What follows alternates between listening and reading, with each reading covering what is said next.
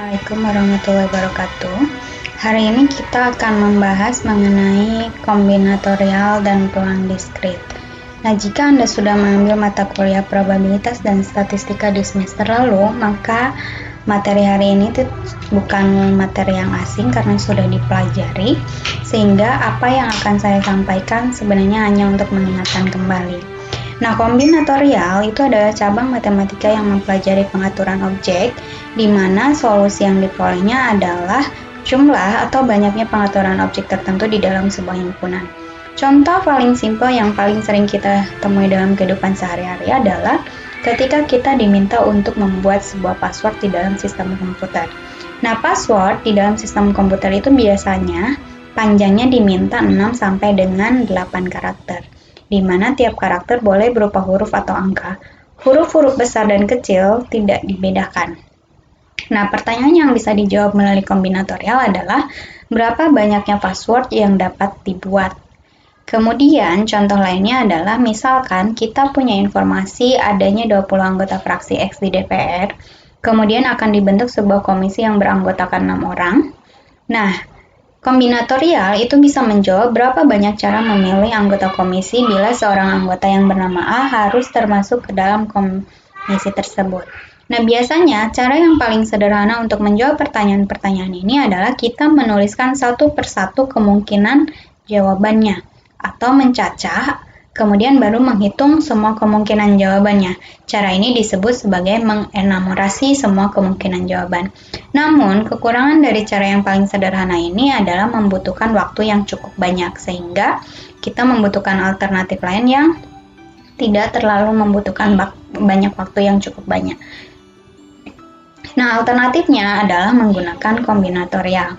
Kombinatorial ini dapat digunakan tanpa perlu mengenumerasi atau menuliskan semua kemungkinan semua jawabannya, sehingga cukup membutuhkan waktu yang banyak karena kita dapat menghitungnya dengan menggunakan kaidah dasar menghitungnya. Jadi, kalau menggunakan kombinatorial, kita tidak perlu membutuhkan waktu yang cukup banyak karena sudah ada perhitungannya. Nah, kombinatorial itu didasarkan pada hasil yang diperoleh dari sebuah percobaan. Seperti yang Anda pelajari di probabilitas dan statistika, percobaan itu adalah sebuah proses fisik yang hasilnya dapat diamati. Contohnya, percobaannya adalah pelemparan sebuah dadu. Yang kita amatinya adalah muncul mata dadu yang mana pada percobaan tersebut. Kemudian, percobaan lainnya adalah pelemparan koin, di mana uang koinnya adalah Rp1.000. Hasil yang kita amatinya adalah muncul angka atau muncul gambar. Kemudian, percobaan lainnya adalah pemilihan 5 orang wakil dari 100 orang mahasiswa. Nah, hasil yang kita amatinya adalah 5 orang yang terpilihnya siapa. Kemudian, menyusun jumlah kata yang panjangnya 5 huruf, yang dapat dibentuk dari huruf-huruf A, B, C, D, E, dan tidak boleh ada huruf yang berulang di dalam kata. Nah, untuk menghitung hasil-hasil kemungkinan dari percobaan tersebut ada berapa banyak, dan menggunakan kombinatorial itu ada 2 kaidah yang bisa digunakan. Pertama, kaidah perkalian, dan yang kedua adalah kaidah penjumlahan. Untuk kaidah perkalian, misalkan kita memiliki percobaan pertama dengan hasil kemungkinan percobaan yang terjadi, kemudian percobaan keduanya ada hasil percobaan yang mungkin terjadi, maka bila percobaan 1 dan percobaan 2 dilakukan, ini secara bersamaan, artinya berpasangan atau irisannya, maka akan terdapat P kali Q hasil percobaan.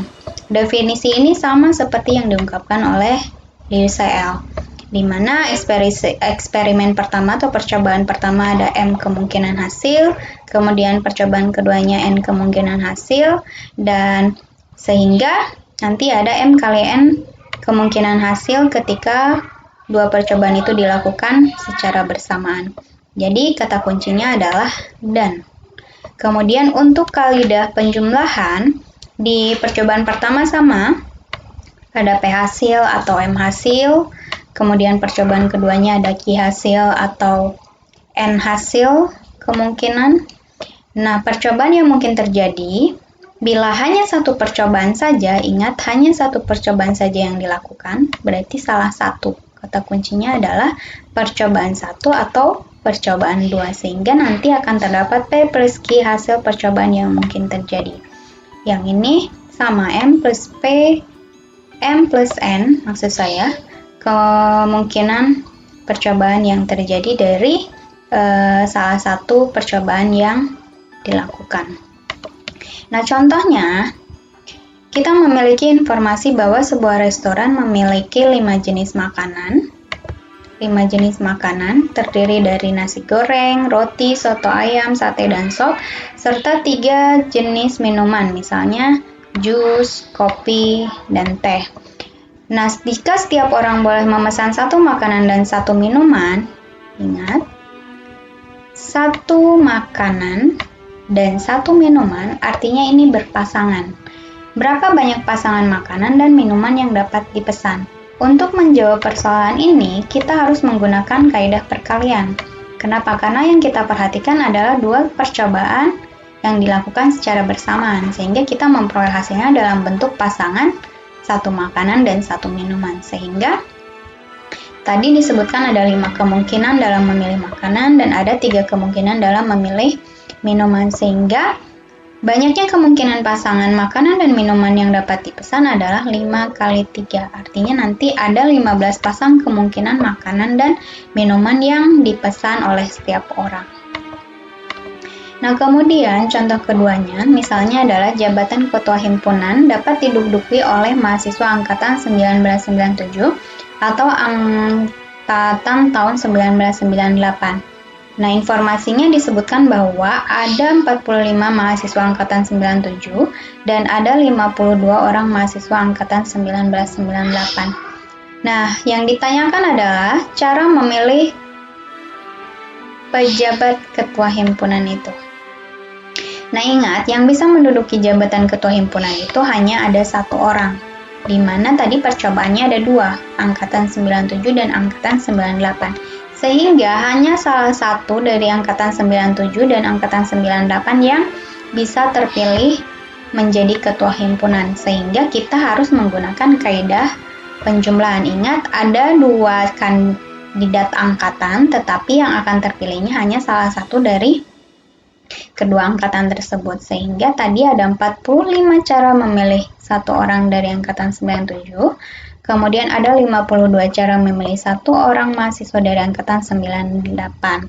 Sehingga banyaknya cara memilih pejabat ketua himpunan tersebut ada 42 ditambah 52 cara atau 97 cara. Nah, selanjutnya untuk latihannya silahkan dicoba di rumah masing-masing. Nah, kemudian kalau tadi kita hanya berbicara tentang 2 percobaan, ada percobaan 1 dan percobaan 2, ada perluasan dalam kaidah menghitung. Jadi, percobaannya tidak hanya ada 2 percobaan, melainkan ada N percobaan. Sehingga nanti perkaliannya juga sampai dengan N percobaannya.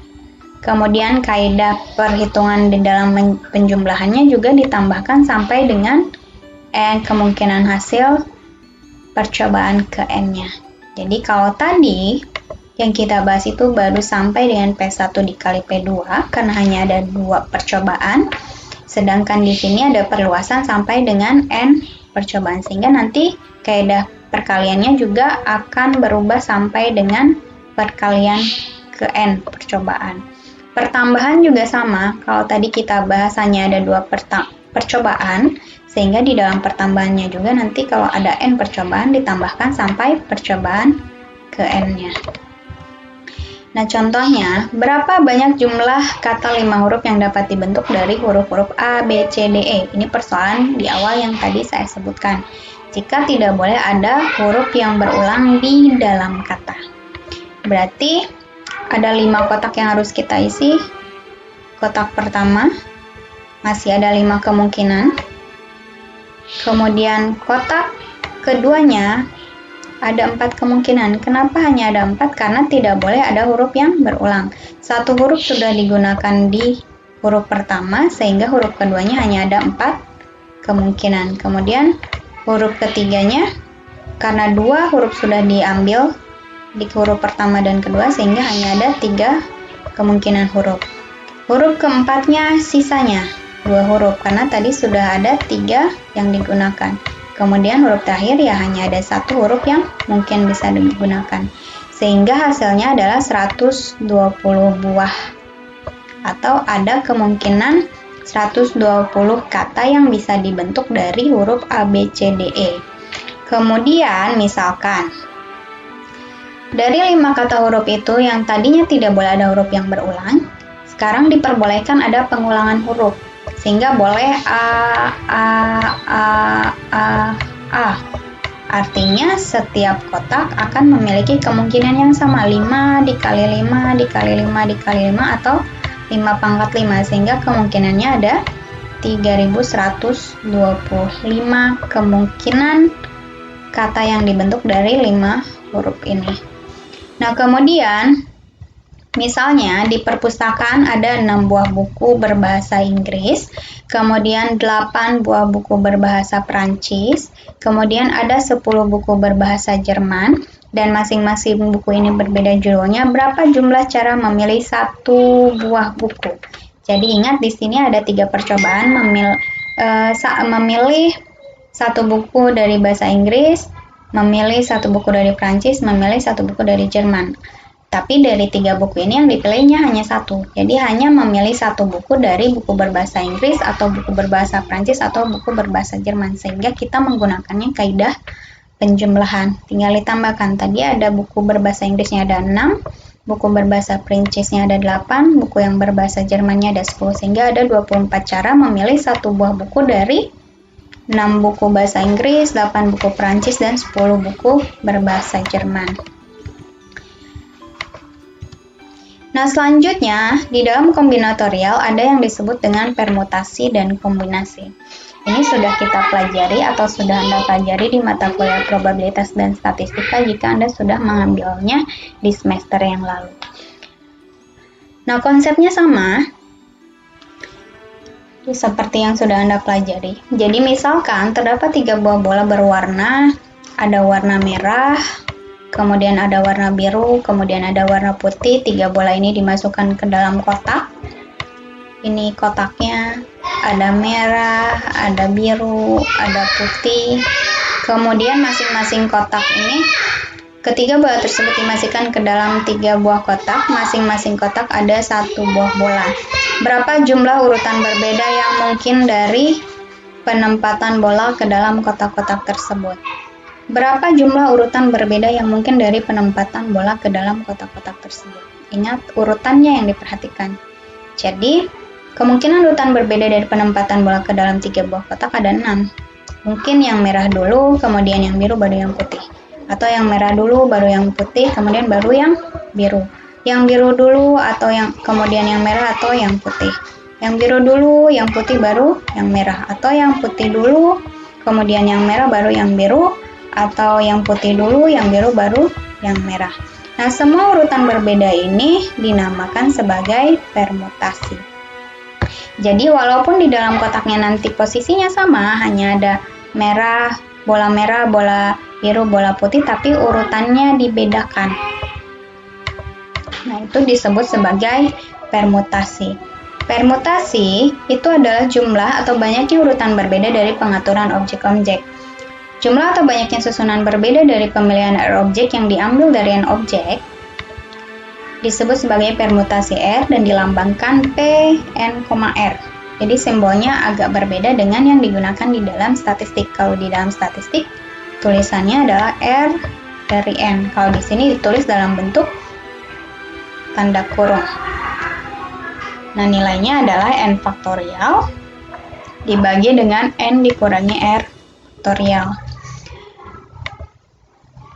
Permutasi R dari N objek adalah jumlah kemungkinan urutan R buah objek yang dipilih dari N buah objek dengan R-nya kurang dari N. Ingat, R-nya itu kurang atau sama dengan N. Jadi tidak boleh lebih dari N. Pada setiap kemungkinan urutan, tidak ada objek yang sama. Contohnya, Buktikan dengan induksi matematik. Masih ingat induksi matematik di minggu lalu ya? Buktikan dengan induksi matematika bahwa jumlah permutasi R elemen yang diambil dari himpunan N elemen atau permutasi R dari N dapat dihitung dengan formula ini. Di dalam induksi matematika, kita harus membuktikan bahwa basis induksi benar dan langkah induksinya benar. Di dalam basis induksi, kita gunakan N-nya sama dengan 0. Jadi di dalam permutasi itu berawal dari R-nya itu dari 0, 1, 2, 3 sampai dengan N-nya. Nah, untuk basis induksi, kita ambil bilangan bulat terkecilnya yaitu N sama dengan 0, sehingga permutasi 0 dari 0 adalah 1. Nah, langkah induksinya asumsikan bahwa PN ini benar. Kemudian, ingat kita harus membuktikan N plus 1-nya. Sehingga pembuktiannya seperti yang sudah dipelajari di minggu lalu, kita dapat tuliskan untuk R sama dengan 0. Tadi N plus 1 itu sama dengan 1 tetap. Ingat. Kemudian untuk R-nya lebih dari 0, N plus 1 dikalikan permutasi R dari N. Ini N plus 1. Kemudian R. N plus 1 dari R dikurangi 1 hasilnya sama, sehingga dari basis induksi dan dari langkah induksi terbukti bahwa permutasi itu dapat dihitung menggunakan formula N faktorial dibagi dengan N dikurangi R faktorial. Nah, contohnya, misalnya ada 3 buah ujian dilakukan dalam suatu periode 6 hari, Senin sampai Sabtu. Kemudian, berapa banyak pengaturan jadwal yang dapat dilakukan sehingga tidak ada ujian atau lebih yang tidak ada 2 ujian atau lebih yang dilakukan pada hari yang sama. Jadi, ada 3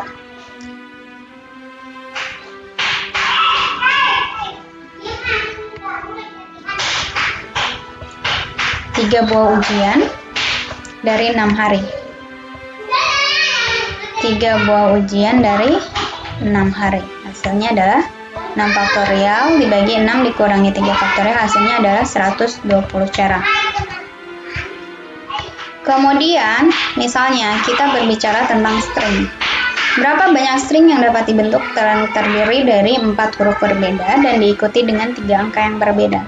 Jadi terdiri dari 4 huruf berbeda dan diikuti dengan 3 angka yang berbeda, sehingga permutasi 4 dari 26, ingat huruf alfabet ada 26, kemudian angka ada 10. Jadi 4 dari 26 dikalikan dengan permutasi 3 dari 10 angka, hasilnya ada 258.336.000 cara membentuk atau string yang dapat dibentuk.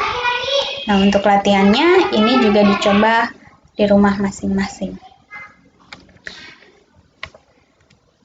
Kemudian ada yang disebut dengan permutasi melingkar.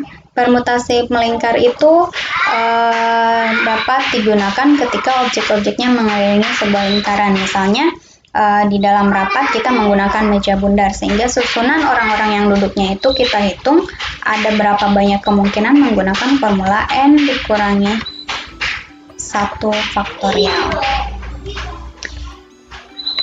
Bentuk kedua dari kombinatorial adalah kombinasi. Kombinasi itu adalah bentuk khusus dari permutasi, di mana urutan kemunculannya tidak diperhitungkan. Sehingga jadi kalau tadi di dalam permutasi urutan diperhitungkan, walaupun objeknya sama, tapi di dalam kombinasi itu dianggap sama dan hanya dihitung sekali. Nah, kombinasi R elemen dari N elemen adalah jumlah pemilihan yang tidak terurut R elemen yang diambil dari N buah elemen. Dan dihitung menggunakan notasi seperti ini. Jadi kalau di statistik, ini adalah R dari N. Sama seperti kombinasi yang ditulis di sini. Ini adalah N faktorial dibagi dengan R faktorial, N dikurangi dengan R faktorial. Nah, persoalan kombinasi sama dengan menghitung banyaknya himpunan bagian terdiri dari R elemen yang dapat dibentuk dari himpunan dengan N elemen. Dua atau lebih himpunan bagian dengan elemen yang sama dianggap sebagai himpunan yang sama meskipun urutan elemennya berbeda. Jadi, kalau tadi di dalam bola merah, bola putih, dan bola biru dimasukkan ke dalam ember atau ke dalam kotak itu, katanya karena urutannya berbeda maka objeknya berbeda, tapi kalau di dalam kombinasi karena yang ada di dalam kotak itu sama, maka itu dianggap sebagai satu objek saja. Nah, kemudian contohnya, misalkan himpunan A-nya 1, 2, 3, kemudian jumlah himpunan bagian dengan dua elemen yang dapat dibentuk dari himpunan A itu ada 3 buah, yaitu 1, 2, yang nilainya sama dengan 2,1. Kalau di dalam permutasi, himpunan ini dan himpunan ini itu dianggap dua himpunan yang berbeda, tapi kalau di dalam kombinasi ini dianggap sebagai satu himpunan yang sama karena elemen di dalamnya itu merupakan elemen yang sama. Nah, artinya kita hitung kombinasi 2 dari 3. Artinya ada 3 kemungkinan himpunan bagian yang bisa dibentuk.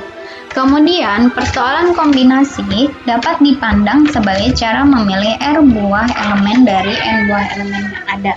Tetapi urutan elemen di dalam susunan hasil pemilihannya tidak penting. Jadi sama seperti konsepnya sama. Jadi misalnya kita mau dalam sebuah klub ada 25 anggota, kemudian kita memilih 5 orang sebagai panitia, 5 dari 25 anggota. Tapi urutan pemilihannya itu tidak berpengaruh. Jadi misalnya orang pertamanya yang terpilihnya adalah A, kemudian orang keduanya B, sampai dengan orang kelimanya adalah E.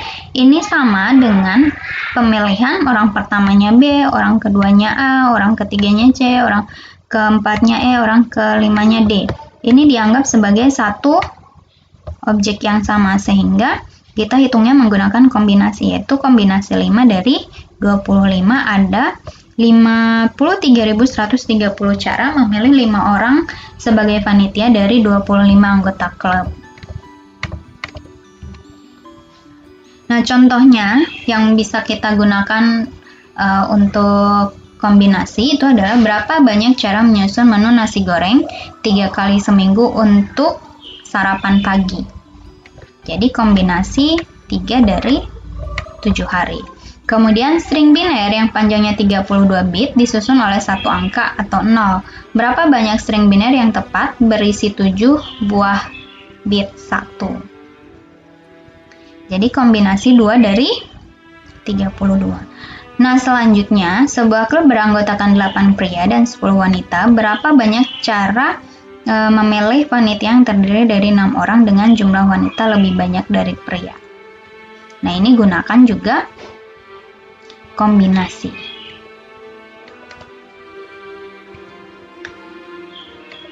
Bentuk umum dari kombinasi dan permutasi ini bisa dituliskan seperti ini. Ini untuk permutasi, kemudian yang ini kombinasi, nilainya sama. Nah, ini kalau di dalam statistika biasanya digunakan dalam distribusi probabilitas yang disebut distribusi hipergeometrik. Jadi ada beberapa kejadian yang memiliki kemungkinan hasil yang berbeda. Nah, contohnya misalnya 12 lampu berwarna merah. Berwarna maksudnya. Kemudian dari 12 ini ada 4 merah, 3 putih, dan 5 biru. Dan dipasang pada 18 buah soket dalam sebuah baris, di mana sisanya 6 buah soket dibiarkan kosong. Berapa jumlah cara pengaturan lampu tersebut? Jadi, tempatnya ada 18. Kemudian ada 4 warna merah, ada 3 yang putih, dan ada 4 yang merah, 3 yang putih, kemudian 5 yang biru, dan sisanya adalah 6 yang kosong.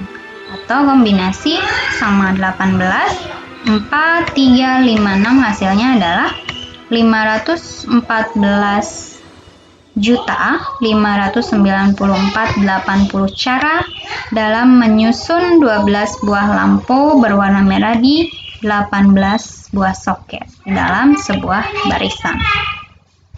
Nah, contoh lainnya, 12 lembar karton akan diwarnai sehingga 3 diantaranya berwarna hijau, 2 berwarna putih, 2 berwarna merah, maksud saya 2 berwarna kuning, dan sisanya berwarna biru. Berapa jumlah cara pengecatannya? Gunakan lagi formula yang tadi. Jadi nanti permutasi bisa dituliskan 12,3, 2,2, dan sisanya yang berwarna biru. 12 dikurangi 3, dikurangi 2, dikurangi 2. Ada 5. Kemudian, berapa banyak cara membagikan 8 buah buku berbeda kepada 3 orang mahasiswa bila Billy mendapat 4 buah buku dan Andi serta Tony masing-masing mendapatkan 2 buah buku.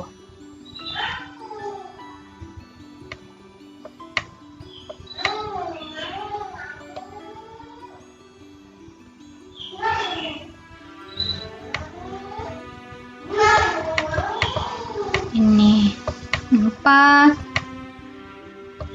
2,2.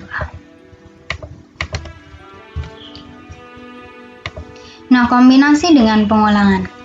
Jadi misalnya, kita perhatikan kembali persoalan atau percobaan memasukkan bola ke dalam kotak. Misalkan terdapat R buah bola yang semua warnanya sama dan N buah kotak. Jika masing-masing kotak hanya boleh diisi paling banyak 1 buah bola, maka jumlah cara memasukkan bola ke dalam kotak adalah kombinasi R dari N. Kemudian, jika masing-masing kotak boleh lebih dari 1 buah bola, tidak ada pembatasan jumlah bola maksudnya, maka jumlah cara memasukkan bola ke dalam kotak adalah kombinasi R dari N plus R dikurangi dengan 1. Nah, kombinasi ini adalah jumlah kombinasi yang membolehkan adanya pengulangan elemen, yaitu dari N buah objek, kita akan mengambil R buah objek dengan pengulangan diperbolehkan. Nah, ini adalah contohnya, kita memiliki 2 buah apel dan 15 jeruk, kemudian dibagikan kepada 5 orang anak. Tiap anak tidak boleh lebih dari 1 buah apel atau jeruk, atau tidak sama sekali. Nah, berapa jumlah cara pembagiannya? Tadi kombinasi dari 20, ini adalah N-nya, ini R-nya, dikurangi dengan 1, banyak orangnya, kemudian 20. Harus terbagi semua. Kemudian untuk jeruknya 15 ditambah banyak anaknya, kemudian 15 juga. Nah, hasilnya adalah ada 41 juta cara, 186.376 cara dalam membagikan 2 buah apel, 15 jeruk kepada 5 orang anak, di mana setiap anak tidak boleh lebih dari 1 buah apel atau jeruk, atau tidak sama sekali. Nah, selanjutnya kombinasi itu bisa digunakan di dalam perhitungan koefisien binomial. Teorema binomial ini memberikan cara untuk menjabarkan bentuk perpangkatan X plus Y dipangkatkan N, yang dalam hal ini N adalah bilangan bulat positif. Cara ini digunakan alternatif bagi penggunaan segitiga Pascal. Masih ingat segitiga Pascal? X plus Y pangkat 0, kemudian X plus Y pangkat 1, X plus Y pangkat 2, X plus Y pangkat 3, X plus Y pangkat 4, X plus Y pangkat 5. Nah, kombinasi itu digunakan untuk menghitung koefisien di sini. Di mana aturan untuk menjabarkan bentuk perpangkatan, suku pertama X pangkat N, sedangkan suku terakhirnya adalah Y pangkat N. Ini suku pertama, yang ini suku terakhir. Pada setiap suku berikutnya pangkat X berkurang 1, pangkat X berkurang 1, sedangkan pangkat Y bertambah 1 untuk setiap suku. Jumlah pangkat X dan Y adalah N. Kemudian koefisien X pangkat N dikurangi K, Y pangkat K yaitu suku ke K plus 1 adalah kombinasi K dari N. Nah, ini disebut sebagai koefisien binomial. Jadi kombinatorial dapat digunakan untuk menghitung koefisien binomial dalam segitiga Pascal tadi.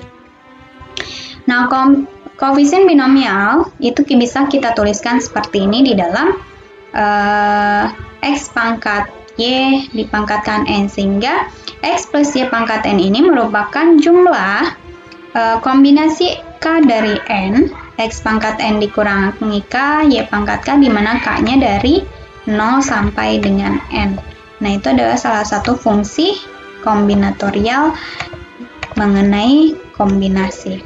Misalnya, tentukan suku keempat dari penjabaran perpangkatan X dikurangi Y pangkat 5. Ingat, tadi sukunya dimulai dari K sama dengan 0, sehingga 0 adalah suku pertama, kemudian 1 adalah suku kedua, 2 adalah suku ketiga, dan 3 adalah suku keempat, sehingga kombinasinya itu adalah kombinasi 3 dari 5, 5 dikurangi 3, minus Y dipangkatkan 3. Hasilnya adalah minus 10X kuadrat Y kuadrat.